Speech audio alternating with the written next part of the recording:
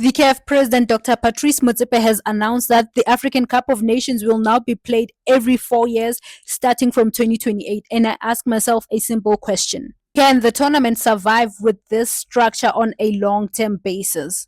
It is a known fact that the AFCON is one of the most passionate and vibrant competitions in the continent, to an extent, in the world.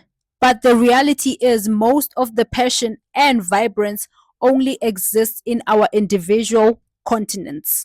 The passion and vibrance also exists online because for an average African, it's difficult to afford traveling from one country to another to go watch the AFCON and support your own country. And it was no surprise that when the top 10 ticket sales came out from the countries where most of the tickets were sold out, only two of them were from Africa.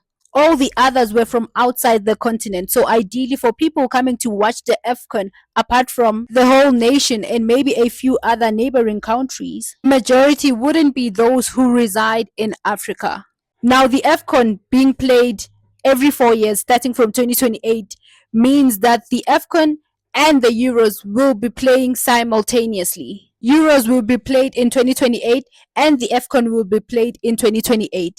And the next Euros after the 2028 will be in 2032, meaning that the AFCON will also be in 2032. Honestly, looking at the calendar of the AFCON, it hasn't been consistent. We play some in January, we play some in June, and even this year we're playing in December. So if the calendar switches to it being played in June of 2028, this means it's being played the same period as the Euros. What this essentially means is that for the average football fan who watches online or engages on social media, they either have to watch the AFCON or the Euros. Even for broadcasters who are trying to prioritize what to show, it's going to be a difficult decision for them to either show the Euros or the AFCON. Even the football fans who will be traveling, for those who travel to go watch the competitions, they'll either have to decide to watch the AFCON or the Euros. And based on global prestige, and to be quite honest, the Euros are always going to top and win the discussions.